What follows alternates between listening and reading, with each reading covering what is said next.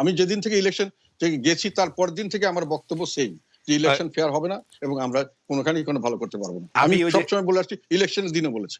আমি ওই যে দেশ ও জাতির কল্যাণের কথা আসছি, আমাদের একজন দর্শক একটি মতামতই অনেকবার পাঠিয়েছেন, তার মতটি আমি একটু পড়ে শোনাচ্ছি। তার নাম হচ্ছে, একটা সেকেন্ড, তার নাম হচ্ছে সম্ভবত আরিফ মহিউদ্দিন।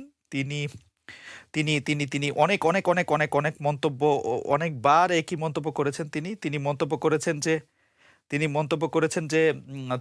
করেছেন যে জামাত বিএনপির পেইড এজেন্ট খালেদ মহিউদ্দিনকে বিএনপির মহাসচিব বানিয়ে দেওয়া হোক। এখন পেইড এজেন্টকে কেন মহাসচিব বানানো হবে সেটা আমি ঠিক বুঝতে পারতেছি না। যাই হোক, সেটি মানে আমার এটি অনেকবার তিনি পাঠিয়েছেন কষ্ট করে, সেজন্য আমি একটু পড়ে শোনালাম। আমরা দর্শকদের কাছে জানতে চেয়েছিলাম যে সমস্যা আক্রান্ত ব্যাংকগুলি একীভূত করে কি ব্যাংকিং খাতের সমস্যা সামাল দেওয়া যাবে। শতকরা 6% দর্শক মনে করেন যে হ্যাঁ সামাল দেওয়া যাবে, শতকরা 94% দর্শক মনে করেন যে হ্যাঁ সামাল দেওয়া যাবে না। এটি 36,349 জন ভোট দিয়েছেন। জনাব জি এম কাদের, আমি আবার আমার কথায় ফিরে আসি এবং আপনি যেসব বিষয় নিয়ে কথা বলছেন এখন খোলাখুলি বলছেন, আসলে যেসব বিষয়গুলি আপনি কোনো রাগ ঢাক করছেন না সেসব বিষয়গুলিকে আপনি একটু সামনে আনতে চাই। যে আপনি বলছেন যে আপনি আসলে দেশের জন্য, দলের জন্য আপনি আসলে এটাতে গেলেন, কিন্তু আমরা কিন্তু আপনাকে কোনো স্যাক্রিফাইস করতে দেখছি না। আমরা দেখছি যে আপনার প্রাপ্তির ঝুলি বড় হচ্ছে, অথচ আপনি নিজেই বলছেন বর্তমানে শুধু পাহারা নয়, সারা দেশে আইন শৃঙ্খলা পরিস্থিতি রক্ষায় সরকার ব্যর্থ হচ্ছে, বিভিন্ন জায়গায় নির্বিচার মানুষ হত্যা হচ্ছে, শিশুদের শ্বাসরোধে হত্যা করা হচ্ছে, অগ্নিকাণ্ড হচ্ছে, দেশে জবাবদিহি না থাকায় সরকার প্রতিষ্ঠানগুলি ঠিকমতো দায়িত্ব পালন করছেন না।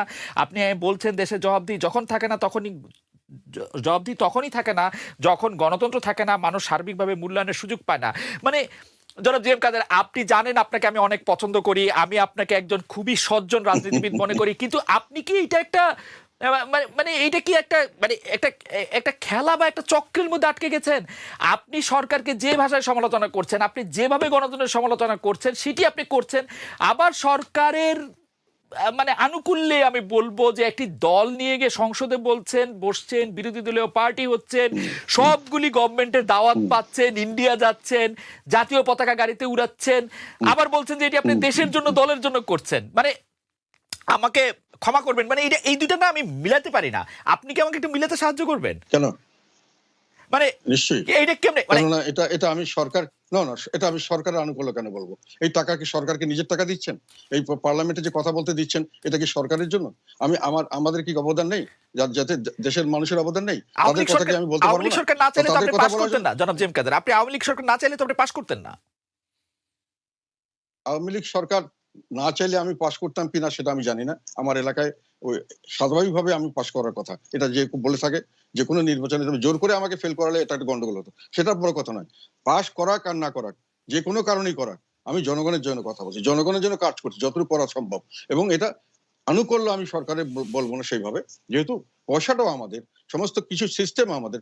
এখন সরকার যেটা নিয়ন্ত্রণ করছেন, তো নিয়ন্ত্রণ করার তো কথা নয়। তুমি আমি যদি এখানে না থাকতাম, অল্টারনেটিভ কি ছিল? অল্টারনেটিভ এই কথাগুলো কে বলার মতো কেউ ছিল কিনা, না থাকলে কে জানতো কিনা, মানুষের ভয়েস গুলো আসতো কিনা? আপনি কি মনে করছেন সংসদে না গিয়ে আপনি যদি এমনি বলতেন আমরা আপনার কথা শুনতাম না? আপনার এই কথাগুলি শোনার জন্য আপনাকে সংসদেই যাইতে হইতো? আর আমি একটা সিনারিও বলি, আপনি যদি সংসদে না যাইতেন, জাতীয় পার্টি যদি ইলেকশনে না অংশগ্রহণ করতো, তাইলে কি হইতো আসলে? মানে এই অবস্থাটা কি এরকমই থাকতো নাকি একটু পরিবর্তন হইতো বা বদল হইতো? আপনি কি মনে করেন? একটা কথা আমি বললাম যে আমি আগেই বলেছি, আমি নির্বাচনে না গেলেও জাতীয় পার্টি নির্বাচনে যেত বলে আমার ধারণা হয়েছিল বিভিন্ন ভাবে, কাজে নির্বাচনে যেত এবং সেখানে এই এখন যে ঘটনা ঘটছে সেটাই ঘটতো, আমি এখানে থাকতাম না। আর আমি এটাও বলছি, আমি এটা আমার পাস্ট অভিজ্ঞতা থেকে বলছি, 2014 আমি নির্বাচন করিনি, তখন কিন্তু আমি এগুলো অভিজ্ঞতা হয়েছে আমার। তখন আমাকে কোনোখানে কোনো বক্তব্য দেওয়ার জন্য বা কোনো বক্তব্য আমার কেউ নেওয়ার জন্য কেউ কোনো সময় আসেনি। একটা পজিশনে না থাকা পর্যন্ত মানুষের ভয়েস দেওয়ার বা শোনার ব্যবস্থা থাকে না। এটা আমি অনেক চিন্তা করে দেখলাম, আউট অফ দ্য মানে আমি হয়তো বলতাম, হয়তো শুনতো না তাও বলছি না, তারপরেও এখন যেভাবে আমি বলতে পারছি বা যেভাবে করতে পারছি বা যেভাবে একটা জনমত গড়ার চেষ্টা করতে পারছি বা যেখানে জনগণের পক্ষে কথা বলছি, এটার জন্য আমি যদি নির্বাচনে না যেতাম হয়তো এতটুকু পেতাম না, আমি এটা ধারণা আর কি। এবং সেইখানে আর এটা কারো অনুকূল্যে নয়, এটা আমাদের রাইট, এটা আমরা বলার জন্য আমাদেরকে সুযোগ দেওয়া তার সরকারের দায়িত্ব ছিল। সরকার যে কোনো কারণে দিয়ে থাকুক, আমি আমার পারপাসে ইউজ করছে, আমি ইউজ করছি জনগণের স্বার্থে। এটা হলো আমার পারসেপশন।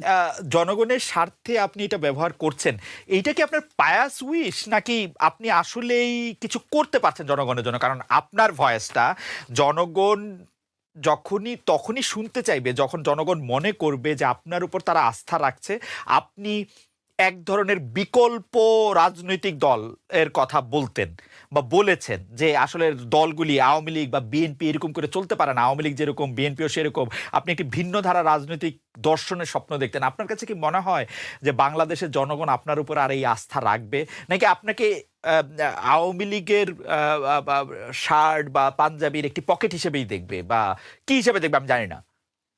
মানে আপনার কাছে কি মনে হয়, আপনি কি এখনো এটা মনে করেন যে আওয়ামী লীগ না বিএনপির যে রাজনীতিক যে ধারা, সেই ধারার বাইরে দাঁড়িয়ে আর কোনো কিছু করার জাতীয় পার্টির আর কোনো ক্ষমতা আছে? না, আমি যেটা মনে করি যে এই মুহূর্তে যেভাবে চলছে সেখানে বিএনপিরও কোনো ক্ষমতা নেই, কারো কোনো ক্ষমতা নেই। আমি মনে করি যে এরকম থাকবে না, এবং সেখানে আমাদের স্টেজে থাকতে হবে, আমাদেরকে রাজনৈতিক ময়দানে থাকতে হবে, না হলে বিলীন হয়ে যাওয়ার সম্ভাবনা আছে। আমি চাই যে একটা থার্ড অল্টারনেটিভ দেশের লোকের জন্য থাকুক, যেটা দেশের লোক যেটা থেকে বেনিফিট পেতে পারে। এখন আমি মনে করি যে আওয়ামী লীগ এবং বিএনপি আসলে মুদ্রার এপিঠ এবং ওপিঠ। বিএনপি যেগুলো আগে করেছে সেগুলোকেই রিপিট করছে আওয়ামী লীগ, এবং আওয়ামী লীগ চলে গেলে বেশিরভাগ মানুষ মনে করে বিএনপি আবার সেটা করবে। তারপরেও বিএনপি এখন ভালো একটা জনমতের সমর্থন পাচ্ছে এই জন্যই যে এখন মানুষ আওয়ামী লীগকে শত্রু হিসেবে ধরে নিয়েছে, মেজরিটি মানুষ। এবং তারা যখন তাদের শত্রু যারা, তাদের জনগণ তাদেরকে বন্ধু মনে করছে। এখানে একটা আবহাওয়া সৃষ্টি হয়েছে। Popularity of BNP is not due to BNP's work, it is due to the failures, and also মানে বিএনপির উপর যে অত্যাচার করা হচ্ছে, তাদেরকে নির্যাতন নিপীড়ন করা হচ্ছে। এখন যদি কোনো লোকের উপর নিপীড়ন করে সরকার, তখন সঙ্গে সঙ্গে জনগণ ধরে নেয় যে এই সরকারের শত্রু মানে আমাদের বন্ধু। এটা একটা পারসেপশন হয়ে গেছে। এই কারণে বিএনপি ভালো করছে। তবুও আমি বলি আওয়ামী লীগ বিএনপির বাইরে একটা রাজনৈতিক শক্তি থাকা দরকার। আমি যদি না পারি, আর কেউ যদি না পারি, এটা জনগণের জন্য একটা দুর্ভাগ্য, দেশের জন্য একটা দুর্ভাগ্য। আমরা মনে করি যে দুটো দলের মধ্যে চরিত্রগত কোনো পার্থক্য নেই। এরা ক্ষমতার জন্য যখন যা দরকার করতে চায়, করতে পেরেছে, অতীতেও করেছে, সামনের দিকেও এরা করবে। তবে এই মুহূর্তে আমাদের একটা পরিবর্তন দরকার ছিল, এইটা জনগণের প্রয়োজন। তবে আমরা থাকলে ভবিষ্যতে আমরা একটা সুযোগ নিতে পারবো। তবে আমরা যদি রাজনীতির মাঠ থেকে হারিয়ে যাই, তাহলে এটার কোনো আর সুযোগ হবে না। আর আমাদের দলে কোনো ভাঙন হয়নি। আপনাদের দলে কোনো ভাঙন হয়নি? ভাঙন হয়নি সেটি আপনি বলছেন? মানে এত বড় বড় জাতীয় পার্টির নেতারা যে মানে এতগুলি সভা করলেন, মানে জাতীয় পার্টির ভাঙন তো বারবার হয়েছে। মানে জাতীয় পার্টি আনোয়ার হোসেন মঞ্জু, জাতীয় পার্টি নাজিউর রহমান মঞ্জুর, জাতীয় পার্টি এখন আন্দালিব রহমান পার্থ, জাতীয় পার্টি এখন জাতীয় পার্টি কাজী জাফর, জাতীয় পার্টি এখন রওশন এরশাদ। আপনার জাতীয় পার্টির পাশে পত্রপত্রিকাগুলি এখন জাপা লিখছে, লাঙল কে পাবে সেটি নিয়ে কথা হচ্ছে। রওশন এরশাদ সহ ওই যে কমিশনে জাতীয় পার্টির বাঘা বাঘা নেতারা, যে মানে আমি যদি নামই বলি, সিনিয়র সৈয়দ আবু হোসেন বাবলা, কাজী ফিরোজ রশিদ, যিনি আগে আপনারই খুব সুরিত ছিলেন, শহীদুর রহমান টেপা, শফিকুল ইসলাম, মানে আপনি জানেন, রাহাগীর আল মাহি, সাদ এরশাদ, গোলাম সারোয়ার মিলন, সুনীল সুবরায়। তারপর আপনি বলছেন ভাঙন হয়নি, বিকজ আপনি আছেন, মানে আপনি কি জাতীয় পার্টি? আসলে আমি এটা বলতে চাই না, তবে এইসব দলে, যে কোনো দলে আমাদের দেশে আমি দেখছি পাওয়ার ক্ষমতা থেকে চলে গেলে অনেক সময় লোক থাকে না, এটাই হলো স্বাভাবিক। আর ২ নম্বর কথা হলো যে আমাদের দলে ওইভাবেই আর আমাদের মতো দল যেগুলো সরকারের থেকে দল গঠন করা হয়েছে, এগুলোতে সাধারণভাবে, আমি একেবারে জেনারেল ভাবে বলবো না, সবার কথা বলবো না, মেজরিটি যেটা হয় সেটা হলো মানুষের যারা দল এইসব দল করতে আসে, তাদের ফার্স্ট প্রায়োরিটি থাকে ব্যক্তিগত স্বার্থ, এবং তাদের দলের প্রতি যতটুকু থাকুক, দেশ জনগণের প্রতি অতটা কমিটমেন্ট থাকে না। তো পরবর্তীকালে হয়তো আন্দোলনের মাধ্যমে বিভিন্ন সময় আস্তে আস্তে দলের চরিত্র চেঞ্জ হলে এগুলো লোকগুলো হয়তো, যেমন বিএনপি থেকে কিছুটা হয়েছে, তার কারণ হলো এরশাদ সাহেব অনেক সুযোগ সুবিধা দিয়েছিলেন যাতে করে সব রাজনৈতিক দলগুলি, বিরোধী দলগুলি প্রপারলি ফাংশন করতে পেরেছে, বিরোধিতা করে ফল পেয়েছে। এগুলো তো আস্তে আস্তে একটা জনমুখী চরিত্র দাঁড়িয়ে গেছে। আমাদের দলের সেই সুযোগ হয়নি। 90-র পর থেকে আমাদের উপরে যেভাবে আঘাত করা হচ্ছে, একটার পর একটা আমাদেরকে ধ্বংস করার চেষ্টা করেছে। আর এগুলো যেগুলো ডিভিশন করা হচ্ছে, এগুলো আর্টিফিশিয়ালি। আমাদের এটি ছিল আমাদের ইনডাইরেক্ট প্রেশার সবসময়। 2014-র পর থেকে দলের একটা ইনডাইরেক্ট প্রেশার সরকার তৈরি করতো, বিভিন্নভাবে সরকার এটাকে প্রতিপালন করতো। এগুলোর সঙ্গে জনসমর্থন নাই, জাতীয় পার্টির নেতাকর্মীরা কেউ এর সঙ্গে নাই, এবং আমাদেরটা একেবারে legally registered in the election commission. আগে তো আইন ছিল না, এখন 2007-এর পরে আইন হয়েছে। সেই আইন অনুযায়ী আমাদের রেজিস্টার এবং সেই প্রসিডিওর যেগুলো ইলেকশন কমিশন থেকে পাস করা হয়েছে সেই প্রসিডিওর অনুযায়ী আমাদের দল চলছে, সমস্ত নীতি সেভাবে চলছে। এর থেকে যারা বাইরে যাচ্ছেন তারা হয়তো অন্য কোনো দল করতে পারেন, জাতীয় পার্টির নামও দিতে পারেন, কিন্তু জাতীয় পার্টির লাঙ্গল বা আমাদের সিম্বল এসব তারা ইউজ করতে পারেন না। তবে কথা হলো এটাও তারা ইউজ করে একটা সভা করেছেন, যেটা একটু আগে তুমি বললে সেটা, এবং সেখানে আমার দুঃখটা হলো বা আমি যেটা বলতে চাই সেটা হলো সেখানে সরকারি এজেন্সিগুলো বা ল এনফোর্সিং এজেন্সি পারমিশন দিয়েছে, প্রোটেকশন দিয়েছে। এগুলো তারা আমাদের 2014-এর পর থেকে দলের বিরুদ্ধে বিভিন্ন ভাবে এবং জনগণের এই যে বাঘা বাঘা নেতা, এগুলো কিসের থেকে হয় আমি জানি না। আমরা 90 থেকে নির্বাচন করে আসছি, 90-এর পরের থেকে। এর আগে নির্বাচনগুলি তেমন হয়নি। যে কয়েকটা নির্বাচন হয়েছে, কে কোথা কতটুকু ভালো করেছে, তাদের কি অবস্থান ছিল, 2014-এর পরে কার কি অবস্থান ছিল, এগুলো দেখলেই বোঝা যায় যে জনগণের সমর্থন পুষ্ট নেতাকে আর মানে অন্যভাবে বড় ধরনের। আর গতবার যেটাতে কাউন্সিল হয়েছিল, সেই কাউন্সিলে আমি একমাত্র ব্যক্তি যে ইলেক্টেড হয়েছিলাম, এবং আমি আবার বাকি সবাইকে নমিনেট করে মানে আমারকে ওই কাউন্সিলররা আমাকে সেই পাওয়ার দিয়েছিল, আমি আর বাকিগুলো মানুষকে আমি মানে দিয়েছি, তাদেরকে পদে পদায়ন করেছে।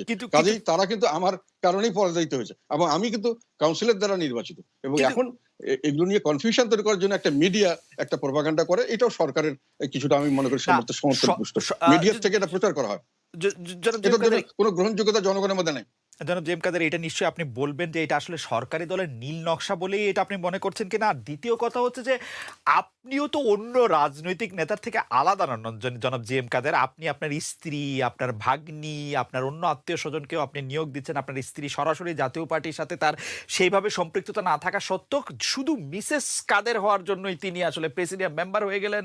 তাকে আসলে অনেক নেতাদের টপকিয়ে গুরুত্বপূর্ণ জাতীয় পার্টির পদে নিয়ে আসা হলো, যেমনটি জনাব হোসেন মোহাম্মদ এরশাদ করেছিলেন তার স্ত্রীদের বেলায়। তো এইটি আপনি কিভাবে অন্যদের চেয়ে আলাদা? আপনি তো একই রকম। না, আমি একই রকম কিনা আমি জানি না, তবে আমি যেটা করি একেবারে বিবেকের থেকে, যেটা আমার সায় দেয় সেটা। আমাদের দলে আসলে এডুকেটেড ভালো প্রেজেন্টেবল লোকের সংখ্যা কম থাকে। আমরা অনেক সময় গেলে মিস করি, একটা জায়গায় একটা লোক পাঠাতে হবে, একটা কোনো বিদেশি দেশে কথা বলতে হবে, একটা জায়গায় সেমিনারে অ্যাটেন্ড করতে হবে, সেসব জায়গায় আমাদের ঠিক কোয়ালিফাইড লোক অনেকে অনেক দিন থেকে আছেন, 30 বছর। মানে জাতীয় পার্টি করার জন্য তো কোনো কষ্ট করতে হয় না, নাম দেখা থাকলেই হলো। এবং যখন দরকার ইচ্ছে হলো আসলো, ইচ্ছে হলো না আসলো, কোনো আন্দোলন টান্দোলন হয় না, কোনো রিস্ক নিতে হয় না। জাতীয় পার্টিতে অনেকেই বিভিন্ন সময় থেকে আছেন, কিন্তু আমার যখন দেখি আমি একটা বিদেশি ডেলিগেশন আসছে, সেখানে কথা বলতে হবে, একটা সেমিনার হচ্ছে খুব ইম্পর্টেন্ট ন্যাশনাল লেভেলে, ওখানে একজনকে রিপ্রেজেন্ট করতে হবে, তখন আমার প্রপার লোক পাওয়া যায় না। এসব কারণে আমি যেগুলো লোককে নিয়েছি শুধু আমার ভাগ্নি ভাইয়ের জন্য নয়, ওয়াইফের জন্য নয়, আরো কিছু লোককে আমি নিয়েছিলাম ওইসব কারণের জন্য। যাই হোক, ওগুলো আমার এখনো ইচ্ছা আছে, ওগুলো আমার আত্মীয় কারণে সেটা নয়। আত্মীয়র কারণে হতে হচ্ছে কেন কোনো সময়, আমি নিজে না চাইলেও ওরা মানুষের চায়। সেটার কারণ হলো আমাদেরকে ওই যে দলটাকে উইক করার জন্য যে একটা ধাক্কা দেওয়া হচ্ছে সবসময়, 2014-এর পর থেকে ব্যাপকভাবে, এটা বিভিন্নভাবে আমাদেরকে গলায় রশি লাগিয়ে থাকার চেষ্টা করা।